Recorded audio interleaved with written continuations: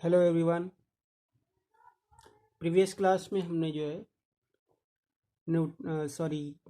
Kepler's laws के बारे में डिस्कस कर लिया था एंड ऑलमोस्ट कंप्लीट कर लिया था। उसके बारे में जो एक्सप्लेनेशन था वो मैंने आपको दे दिया था about the Kepler's laws of planetary motion. Okay, आप रिकॉल कर सकते हैं उसको। 3 लॉज केप्लर्स ने जो है ड्राइव किया है और उसमें फर्स्ट लॉ ये कहता है कि जितने भी प्लैनेट्स हैं, all the planets revolve around the sun in an elliptical orbit. जितने भी प्लैनेट्स हैं उनका जो रिवॉल्यूशन है उससे जो पाथ क्रिएट होगा, जो रास्ता बनता है, वो हमारा क्या बनता है, वो एक एलिप्स बनता है। एलिप्स मीन्स एक टाइप की जो शेप है वो ऐसे वो बनती है। कल मैंने बना दिया था उसको। उस टाइप की शेप बनती है, उसको एलिप्स बोलते हैं। वो एक फिगर है ज्योमेट्री का, एलिप्स। ठीक है, तो वो पहला लॉ ये कहता है कि जितने भी प्लैनेट्स जो है का मोशन है उससे उसके पाथ से जो फिगर बनती है वो एलिप्स बनता है। और जो सन है वो इस एलिप्स के उसमें 2 फोकस होते हैं। किसी एक फोकस पर जो हमारा सन है वो सिचुएटेड होगा। सेकेंड लॉ में ये कहा था, केपलर ने क्या कहा था कि जो एरिया ट्रेस्ड करेगा, अगर सेम टाइम इंटरवल लिया जाए तो 2 अलग जगह, 3 जगह, 4 जगह, कितनी भी है ना, एक टाइम इंटरवल का जो एरिया स्वीप करेगा उससे जो बनेगा एरिया। तो अगर सेम टाइम इंटरवल की बात की जाए तो जितना भी एरिया हम ले रहे हैं सब के एरियाज इक्वल होंगे। हमने 2 एज्यूम किया था, 2 टाइम इंटरवल एज्यूम करके उसको दिखाया था कि ये एरिया क्या होगा, इक्वल होगा। लेकिन यहाँ पर necessary condition is that the we should take the time interval same, not different. Okay, तो हमें टाइम इंटरवल सेम लेना है। ये हमने सेकंड केपलर के सेकंड लॉ में ये डिस्कस कर लिया था। थर्ड लॉ के अकॉर्डिंग ये कह रहा था, केपलर ने ये कहा कि जो उसका टाइम पीरियड है, टाइम पीरियड का स्क्वायर उसके सेमी मेजर एक्सिस के क्यूब के डायरेक्टली प्रोपोर्शनल होगा। ठीक है, तो वहाँ पर हमने r cube divided by t square equal constant, ये फॉर्मूला हमने ड्राइव कर लिया था। इसकी मीनिंग ये थी, इसका एक्सप्लेनेशन ये था, इसकी मीनिंग ये थी कि ये कहता है कि जो टाइम पीरियड उस प्लेनेट का ज़्यादा होगा जिसकी डिस्टेंस सन से ज़्यादा होगी। और इसके रिवर्स भी वही, जिसकी डिस्टेंस ज़्यादा है उसका टाइम पीरियड उसका ज़्यादा होगा। और जिसका टाइम पीरियड ज़्यादा है वो आप देख सकते हैं सोलर सिस्टम में, वो उस सन से दूर है, उसकी डिस्टेंस सन से ज़्यादा है। क्लियर? तो ये इसने लॉज दिए थे, लेकिन इसके बारे में कोई और स्टडी, कोई थ्योरी नहीं दी कि क्यों ये मोशन में है प्लैनेट्स और इस मोशन का कोई कॉज भी है या नहीं। तो वो कॉज ऑफ मोशन के बारे में जो एक्सप्लेनेशन दिया वो किसने दिया? वो न्यूटन ने दिया। न्यूटन ऑलरेडी ऑफ ग्रेविटेशन का जो लॉ है, लॉ ऑफ ग्रेविटेशन, वो भी न्यूटन ने दिया था। वो ऑलरेडी आप पढ़ चुके हैं। उसी का समझ लीजिए एक पार्ट है ये। और इन्होंने कब, मेनली इन्होंने कब ये जो है ड्राइव किया? इनवर्स स्क्वायर रूल इसको नाम देते हैं। तो हमारा जो टॉपिक है ना, how did Newton guess the inverse square rule? Inverse Newton, how did Newton guess the inverse square rule?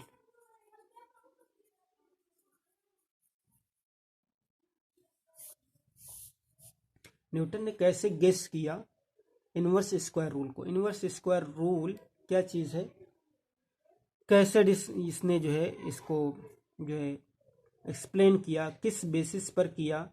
इसका जो मेन बेस बना, वो मेन बेस क्या है? 100 years लेटर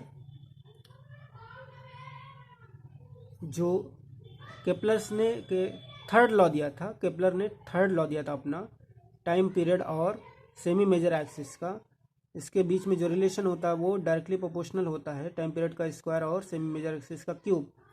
तो इसको न्यूटन ने स्टडी किया और ये ड्राइव किया।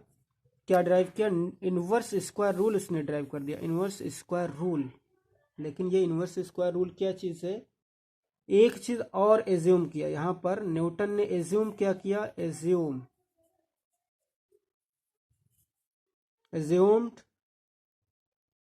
क्या एज्यूम किया? जो ऑर्बिट ऑफ प्लैनेट्स, क्या एज्यूम्ड किया? Assumed orbit of planets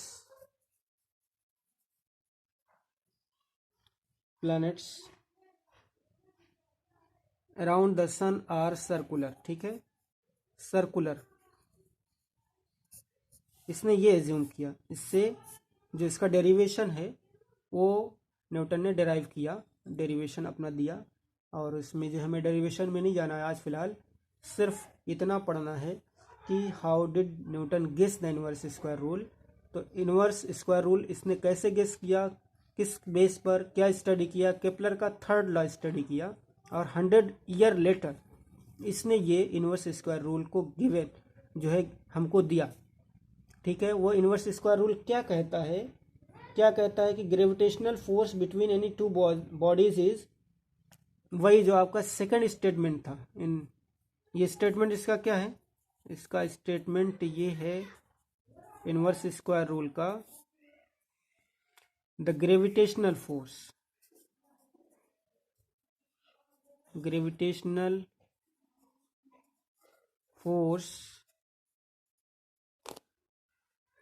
F between any two bodies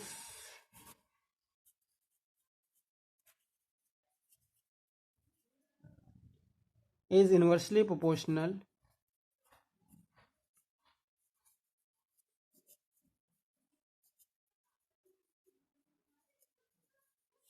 to the square of the distance between them, to the square of the distance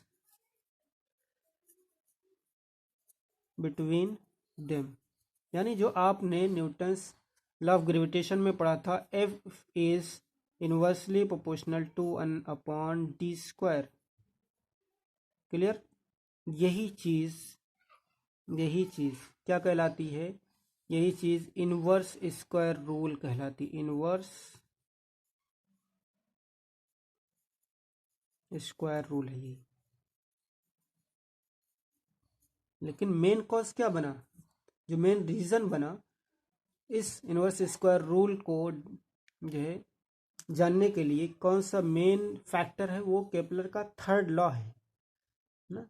यानी जो फोर्स क्रिएट होगा दो बॉडीज के बीच में, एक बॉडी ये है किसी भी मास की है और दूसरी बॉडी ये है, इसका मास m1 m2, इन दोनों के बीच में जो फोर्स लगेगा, एक फोर्स ऑफ अट्रैक्शन लगेगा, अट्रैक्शन फोर्स, जिसको हम ग्रेविटेशनल फोर्स बोलते हैं।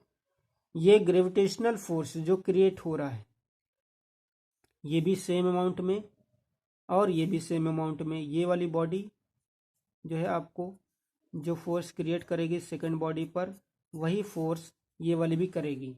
क्लियर? इक्वल फोर्स, लेकिन दोनों अपोजिट डायरेक्शन में करेंगे। ये थर्ड लॉ कहता है हमारे पास, third law of motion, Newton's third law of motion. Every action has an equal and opposite reaction. एक बॉडी दूसरे पर लगाएगी, दूसरी भी फर्स्ट पर लगाएगी, दोनों के force, amount of force equal होगा, मैग्नीट्यूड जो होगा वो इक्वल होगा, लेकिन डायरेक्शन अपोजिट होंगी। तो यहाँ पर भी सेम कंडीशन हो रही है। तो यहाँ पर जो डिस्टेंसेस हैं, जो डिस्टेंस है इन दोनों के बीच में, ये बहुत इम्पॉर्टेंट है। ये डिस्टेंस, ये डिस्टेंस, इसी डिस्टेंस को जो है, ये फोर्स और ये डिस्टेंस, इन दोनों का जो रिलेशन है वो इनवर्स स्क्वायर रूल हमको बता रहा है। दोनों का इनवर्सली प्रोपोर्शनल जो है हमारे पास रिलेशन है। क्या मीनिंग हुई कि अगर डिस्टेंस को बढ़ा दिया जाए, डिस्टेंस को इंक्रीज किया जाए और 2 टाइम्स किया जाए, 2 टाइम्स यानी 1/2 टाइम्स, तो अगर कर दिया जाए तो इसका स्क्वायर जब करेंगे तो फोर्स कितना हो जाएगा, फोर्स जो ऑलरेडी था वो कितना हो जाएगा, 1/4 हो जाएगा। क्लियर। जैसे आप मैग्नेट में समझ लीजिए कि मैग्नेट जितना दूर होगा, ये नॉर्थ पोल है और ये आपका साउथ पोल है, इन दोनों के बीच में जो अट्रैक्शन है, ये दोनों आपस में क्या करेंगे, अट्रैक्ट करेंगे एक दूसरे को, क्योंकि north pole south pole attract करता है। तो इन दोनों के बीच में जो अट्रैक्शन है, जब आप इसकी डिस्टेंस कम करेंगे तो अट्रैक्शन यानी इसका जो फोर्स ऑफ अट्रैक्शन है ये बढ़ेगा, फोर्स ऑफ अट्रैक्शन ये बढ़ेगा। लेकिन अगर आप इसको दूर करते हैं, नॉर्थ और ये साउथ और दूर कर दिया, तो इसके बीच में अगर आपने डिस्टेंस ये जो है ज़्यादा कर दी, तो ये जो फोर्स इस पर लग रहा था दोनों के बीच में, ये फोर्स क्या होगा, डिक्रीज होगा। ये कौन बताया हमें, किसने बताया, एग्जैक्ट जो है एक्सप्लेनेशन है, एग्जैक्ट जो कैलकुलेशन है वो हमें कहाँ से मिलेगा, वो यहाँ से इन्वर्स स्क्वायर रूल से मिलेगा कि फोर्स कितना मिनिमाइज हुआ। आपको सिंपली इतना समझना है कि अगर डिस्टेंस को बढ़ा दिया जाए तो दोनों के बीच में जो अट्रैक्शन फोर्स है वो क्या हो जाएगा, वो डिक्रीज हो जाएगा। अगर दोनों के बीच की डिस्टेंसेस को कम कर दिया जाए तो फोर्स जो है इंक्रीज हो जाएगा, बढ़ जाएगा। ये इसका एक्सप्लेनेशन है। फिलहाल आपको जो प्रूफ की ज़रूरत नहीं है, प्रूफ की ज़रूरत नहीं है। इसके बाद एक टॉपिक और हम आज डिस्कस करेंगे इसमें, इसी लेक्चर में, वो है हमारा free fall. What do you mean by free fall. छोटा सा टॉपिक है ये, लेकिन ये बहुत इंपॉर्टेंट टॉपिक है। फ्री फॉल क्या चीज़, ये फ्री फॉल आपको मीनिंग से भी लग रहा होगा। फ्री फॉल क्या चीज़ हो सकती है, फ्री है फॉल के लिए, यानी कोई भी चीज़ फॉल गिरने के लिए फ्री कर दी जाए तो उस चीज़ को क्या कहेंगे, फ्री फॉल। जैसा कि आप जानते हैं कोई भी चीज़ जो अर्थ है अपनी तरफ अट्रैक्ट करती है, ये हमारी अर्थ है, ये हमारी अर्थ है, दिस इज आवर अर्थ। ठीक है, आप बना लीजिए नक्शा वक्शा जो भी बनाना चाहें इस पे। ये हमारी अर्थ है, इस अर्थ के ऊपर हम इस सरफेस पर रहते हैं, यहाँ पर सरफेस के जस्ट ऊपर यहाँ। ठीक, अगर कोई चीज़ यहाँ पर ड्रॉप की जाए, यहाँ पर ड्रॉप कर दी जाए, यहाँ से यहाँ पर आपने पकड़कर इसको ड्रॉप कर दिया, अब ये क्या होगी, नीचे गिरेगी, ये नीचे गिरेगी और किधर आएगी, ये towards the centre of the earth, towards the centre of the अर्थ आएगी। यानी ये जो है वो फॉल करेगी, ये फॉल कंडीशन में आ गई। क्लियर। तो हम ये देखते हैं कि कोई भी ऑब्जेक्ट अगर हम अर्थ के सरफेस से थोड़ी सी ऊपर ले जाकर उसको ड्रॉप करें तो वो किधर जाएगा, वो फॉल होगा, वो अर्थ के सरफेस की तरफ फॉरवर्ड होगा, लेकिन वो डायरेक्शन किधर होगी, towards the centre of the अर्थ। हमेशा वो अर्थ के सेंटर की तरफ जो है वो मूव करेगा। क्लियर, फॉल करेगा। अगर सपोज कर ले थोड़ी सी देर के लिए ये जो ऑब्जेक्ट गिर रहा है, ठीक है, ये इसके ऊपर कोई भी फ्रिक्शन, कोई भी अदर एक्सटर्नल फोर्स वर्क नहीं कर रहा है। सिर्फ कौन सा फोर्स वर्क कर रहा है, ये इसका जो मेन रीज़न है वो मैं ऑलरेडी डिस्कस कर चुका हूँ, ग्रेविटेशनल फोर्स। ये जो ऑब्जेक्ट है आपकी, ये जो बॉल है, ये आपको इधर कंडीशन में आती हुई दिख रही है, मूव कर रही है towards the centre of the अर्थ, लेकिन ये सरफेस पर आकर के रुक जाएगी, इसके नीचे नहीं जाएगी क्योंकि ये रोक लेगा इसका सरफेस। तो ये जो इधर लाने वाला, इसका मतलब कोई फोर्स है, यहाँ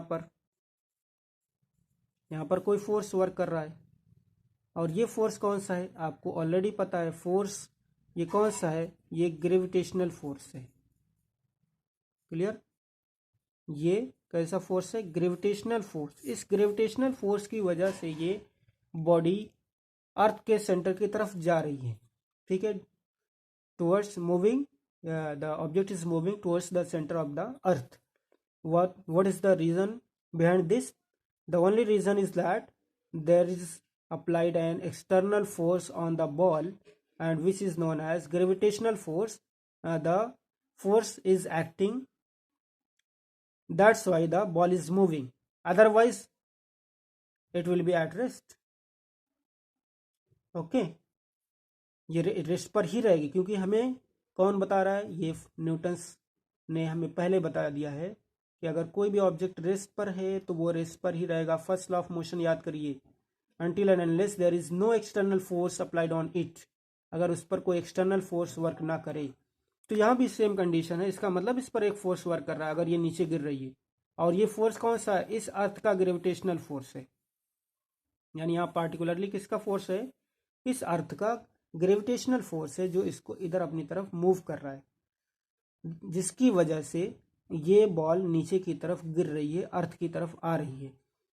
अगर थोड़ी सी देर के लिए एज्यूम कर लें, एज्यूम इस ग्रेविटेशनल फोर्स के अलावा और कोई भी फोर्स इस पर वर्क नहीं कर रहा है बॉल पर, तो जो इस बॉल की कंडीशन क्या कहलाएगी, फ्री फॉल कंडीशन में कहलाएगा। Then we say that the ball is in free fall condition. Clear? When the ball is falling towards the earth under this force, under the force of gravitation alone means, and there is no external other than gravitational force is applied on it, then the ball is said to be in free fall condition. तो हम क्या कहेंगे, ball हमारी free fall condition में है, इसको ऐसा कहेंगे। क्लियर हो गई बात? क्योंकि यहाँ पर क्या होगा, जब ये बॉल गिरेगी तो इस पर एक फ्रिक्शन भी लगेगा, एयर फ्रिक्शन, एयर भी फ्रिक्शन एग्जर्ट करेगी। एयर क्या करेगी इस पर, अपवर्ड डायरेक्शन में, क्योंकि अगर आप कागज़ गिराएं यहाँ से, कोई पेपर का टुकड़ा अगर है, आप गिरा रहे हैं यहाँ से और ये नीचे की तरफ आ रहा है, ये नीचे की तरफ गिर रहा है, तो आप देखते हैं बहुत धीरे गिरता है, जबकि बॉल बहुत जल्दी गिर जाती है। ठीक है, तो यहाँ से हमें जो है पता चल रहा है कि यहाँ पर ये जो एयर्स हैं ये एक फोर्स एग्जर्ट करती हैं जो इसको नीचे आने से क्या करता है, वो फोर्स रोकता है, वो अपोजिट डायरेक्शन है। तो ये एयर फोर्स जो है, एयर का जो फोर्स है, एयर का जो फ्रिक्शनल फोर्स है, वो इस पर काम करेगा। यहाँ पर भी वर्क करता है, यहाँ पर भी वर्क करता है, लेकिन वो ज़्यादा, उसका जो मास है वो ज़्यादा है और उसका एरिया कम है, और भी अदर फैक्टर्स यहाँ पर वर्क करते हैं, जिसकी वजह से हमें क्या होता है, फील नहीं होता है। तो यहाँ पर अगर हम एयर फ्रिक्शन भी रिमूव कर दें, ठीक है, एयर की वजह से जो फ्रिक्शन होगा उसको भी रिमूव कर दें, हम ये एज्यूम कर रहे हैं ये जो बॉल गिर रही है सिर्फ एक फोर्स की वजह से गिर रही है, वो भी ग्रेविटेशनल फोर्स की वजह से, और दूसरा कोई भी फोर्स हम अगर काम कर भी रहा है थोड़ा बहुत तो उसको निगलेक्ट कर रहे हैं, तो इस बॉल को हम कहेंगे ये फॉल कर रही है towards the centre of the earth, and this fall we will call free fall. ठीक है, free fall condition, the ball is said to be in free fall. Okay, तो फ्री फॉल में होगी। अब इसके बाद एक टॉपिक और है हमारा, वो है हमारा ग्रेविटी। ग्रेविटी कौन सा टॉपिक है, ग्रेविटी। एक छोटा सा टॉपिक है, इसके बाद इसके ऊपर एक डेरिवेशन भी है, हम इसमें ड्राइव करेंगे। क्या है इसमें, ग्रेविटी की क्या मीनिंग है। Gravity is nothing but, gravity is just gravitational force of earth.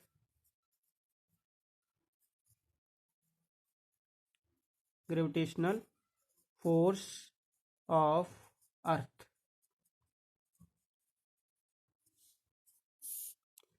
Okay, जो अर्थ का ग्रेविटेशनल फोर्स है, जो अभी ऊपर कंडीशन मैंने जो है एक्सप्लेन की है, इस कंडीशन में जो अर्थ का ग्रेविटेशनल फोर्स इस बॉल पर काम कर रहा है, उसकी वजह से वो बॉल नीचे आ रही है। इस अर्थ का जो ग्रेविटेशनल फोर्स होगा उसको हम एक पर्टिकुलर नाम देते हैं, पर्टिकुलर केस है ये अर्थ का gravitational force. Otherwise gravitational force की जब भी बात होती है वो तो पूरे यूनिवर्स में हर दो बॉडीज के बीच में जो फोर्स ऑफ अट्रैक्शन लगता है उसको ग्रेविटेशनल फोर्स बोलते हैं। लेकिन यहाँ पर हमने पर्टिकुलर केस लिया है ना, क्योंकि हम अर्थ पर रहते हैं, अर्थ की जो है सरफेस पर हम वर्क कर रहे हैं, खेती कर रहे हैं, तमाम चीज़ें, और देख रहे हैं कि कोई भी चीज़ हम ऊपर फेंकते हैं तो अर्थ की तरफ आती है, टुवर्ड्स द अर्थ, इसका मतलब अर्थ का जो ग्रेविटेशनल फोर्स है वो सभी चीज़ों को अपनी तरफ खींच रहा है। तो हम अर्थ के ग्रेविटेशनल फोर्स को एक नाम देते हैं ग्रेविटी। यानी एक पर्टिकुलर केस है, gravity is nothing but it is a gravitational force of earth. Clear? क्योंकि हम अर्थ पर हैं, अर्थ के जो है इर्द गिर्द हमारे साथ अर्थ पर सभी चीज़ें फैली हुई हैं, इसलिए हम इस ग्रेविटेशनल फोर्स को ग्रेविटी बोलेंगे। ग्रेविटेशनल फोर्स ऑफ अर्थ भी कह सकते हैं, ग्रेविटी भी कह सकते हैं। इट इज़ अ फिनोमिना, ये क्या है? It is a phenomena of attraction between the earth and any other body. और वो बॉडी कहाँ होगी? अर्थ के आसपास होगी कहीं, जैसे ये मैंने ऊपर जिक्र की। तो इसका जो ग्रेविटेशनल फोर्स, यहाँ पर जो फोर्स है, ये ग्रेविटेशनल फोर्स है, और इसी को हम नाम दे देंगे ग्रेविटी। अर्थ का ग्रेविटेशनल फोर्स वो हमारा ग्रेविटी कहलाता है। The force of attraction exerted by the earth on the body is called force of gravity. The force of attraction exerted by the earth on the body, किसी एक body पर, उसको हम gravitational force okay, clear हो गया? The force of attraction exerted by the earth on the body is called force of gravity. वो जो force exert करे। ओके स्टूडेंट्स, तो देखिए इसमें ग्रेविटेशनल फोर्स ऑफ अर्थ को हमने एक पर्टिकुलर नाम दे दिया ग्रेविटी। तो अगर हम सपोज करें कि ये हमारी अर्थ है और इसका मास, इसका जो सेंटर है वो यहाँ पर है, और इसका मास कैपिटल एम है, ठीक है। और यहाँ पर एक छोटा सा बॉल जो हम यहाँ पर है, अर्थ के सरफेस से ऊपर है, और इसका भी सेंटर, यहाँ से इसकी जो डिस्टेंस है वो हम अगर सपोज कर लें, आर सपोज कर लें, डी सपोज कर लें, कुछ भी कर लें, आर सपोज कर लें, इसका मास स्मॉल एम है, इसका मास है capital M. This is our earth. Okay, अब इसको ये जो है, ये अर्थ, ये एक फोर्स ऑफ अट्रैक्शन इस पे लगेगा, ये नीचे की तरफ मूव करेगी बॉल, नीचे की तरफ बॉल मूव करेगी। और हम जानते हैं कि ये जो फोर्स ऑफ ग्रेविटेशन है दो बॉडीज के बीच में, इसका हमने पहले पढ़ लिया, G(m1 m2) divided by D square. D square क्या है? यहाँ पर डी स्क्वायर डिस्टेंस है, यहाँ पर हमने आर डिस्टेंस सपोज कर लिया। यहाँ पर डिस्टेंस हमने क्या सपोज कर लिया है? इसकी आर, यहाँ से यहाँ तक। और इसका कैपिटल एम मास, और यहाँ स्मॉल एम। यहाँ मास किसका है? Mass of body, capital M mass of earth. Clear? R distance. तो इस लॉ के अकॉर्डिंग हम जो फोर्स इस पर काम करेगा, वर्क करेगा, कैपिटल जी तो वही रहेगा, स्मॉल एम को, m1 को एम स्मॉल एम ले लें, और इसका जो मास है दूसरा वो कैपिटल एम है, और डिवाइडेड बाई, यहाँ पर हमने डी लिया, यहाँ पर आर लिया, तो आर स्क्वायर हो जाएगा। इस तरीके से हम ये रिलेट कर सकते हैं ग्रेविटी, यानी फोर्स ऑफ ग्रेविटी जो होगी वो यहाँ से हम कैलकुलेट कर सकते हैं। जो बॉडी है उसका जो मास यहाँ रख देंगे, अर्थ का मास यहाँ रख देंगे, और इन दोनों के बीच के जो डिस्टेंस है सेंटर से वो आर स्क्वायर, और जी की वैल्यू हमें पता है, जी की वैल्यू हमारे पास है 6.67 इंटू 10⁻11 न्यूटन मीटर स्क्वायर पर kg स्क्वायर। ये हमारे पास क्या है? ये वैल्यूज़ हमें याद करनी है। इस तरीके से ये चीज़ हमने जो है कवर कर ली है। आगे की नेक्स्ट लेक्चर में हम इंशाल्लाह कवर करेंगे। आज के लेक्चर में बस इतना ही।